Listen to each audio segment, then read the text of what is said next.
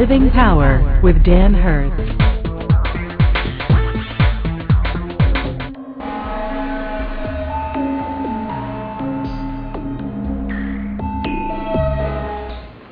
The next thing that happens is you can expect times of intense opposition. There's going to be opposition in your life. There's always going to be some opposition going on in your life. But then there are going to be those times when it's really intense. It just seems to go in cycles. You know what I'm talking about? Ever experienced that? Sure you have. It just seems to just pile up all of a sudden. Nehemiah 4, verses 7 and 8, look at this. But when Sanballat, Tobiah, and the Arabs, the Ammonites, and the men of Ashdod heard that the repairs to Jerusalem's walls had gone ahead and that the gaps were being closed, they were angry, and they all plotted together to come and fight against Jerusalem and stir up trouble against it. So they were going to step it up. They were going to step up the intense opposition. The normal actions of opposition, of those who oppose, those who cause opposition, are such that when they sense that they're losing their battle, they intensify the attack. And that's going to happen in your life. When somebody sees that you are continuing on with the Lord, and you're walking with the Lord, and you're being faithful, and it's just, and what they've done so far hasn't really deterred you, they will step up the attack. The opposition will have times of intensity. It won't last forever, but there will be those times of intensity, intense opposition in your life. So, what should you do when you're facing opposition in your life? How do you handle the opposition when it comes against you? Let's take a look at this. How do you stand up in a down world? Standing up in a downer world is probably one of the most difficult things that we do as Christians, because we stand alone. Now, we have brothers and sisters who stand with us, but in every case, we're always standing alone. Even though we have brothers and sisters standing with us, you're still standing alone. That little space that you're taking up is you alone. So how do you do that? How do you stand up in a downer world? Well, first of all, you do exactly what Nehemiah did. You identify the opposition. Identify the opposition. Now, this is important. Sometimes you think that you know who all your opposition is, and you could be dead wrong. And not only does that complicate the conflict, but it damages relationships, and it creates a whole other set of complications and a whole other set of problems. Sometimes you assume that there are these people that this is your opposition, or that this is what's coming against you, and that this is the problem, this is the opposition, and you haven't really completely identified the real opposition in your life. See, most people and churches would agree that Sanballat, Tobiah, and Geshem were the opposition in this story. But some people in the midst of the fray would call the people in verses 10 through 12 part of the problem. Let's take a look at them.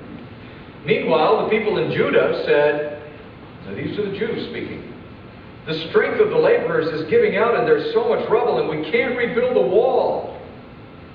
Also, our enemy said, before they know it or see us, we will be right there among them and will kill them and put an end to their work.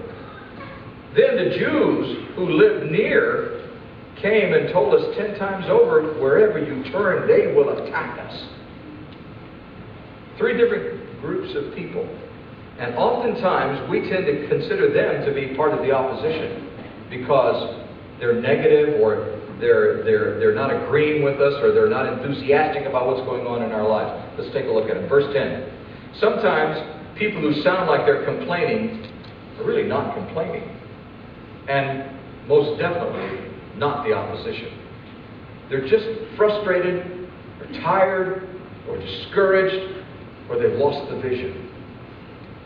There are people in your life that fit this category. People that you feel are weighing you down, or slowing you down, or dragging you down, or in direct opposition. They're just a bump in the road. Or they may be a brick wall in the road.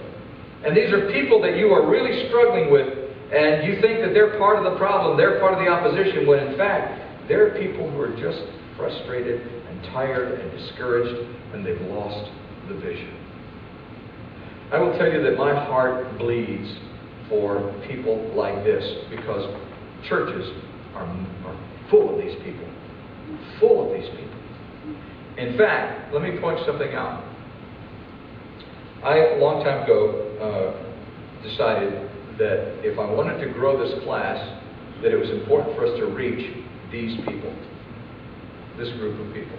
I really believe that. I still believe it. And where are these people? These people that we're talking, oh, some of them are in the church and we see them on Sundays, no question about that. But the standard rule of thumb for a church is that 60% of your membership don't come to church.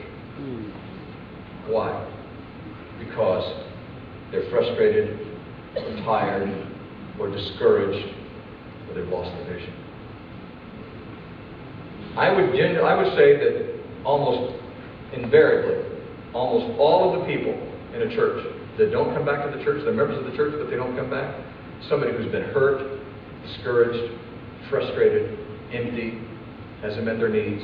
When they needed somebody to love on them, there was nobody there available for them. That's this group of people. Those are the people that we need to be reaching. In my opinion, that's who we need to be touching. You know, we can go out and we can try to reach new people in our communities and try new approaches and everything, but the truth of the matter is, why are we neglecting the 60% that have already made a commitment? They've already said, I thought your church was worth joining. I thought your church was worth being a part of. Why aren't we touching their lives? Why aren't we holding them up? Those people who are frustrated and tired and discouraged and have lost the vision. If you know people like that, I beg of you to reach out, mend the fence, touch their lives, encourage them, bring them back. This is a class that they'll fit into. And begin to redevelop and reconnect in their lives. Those are not folks who are in opposition. Those are folks who are frustrated, tired, discouraged, and have lost the vision.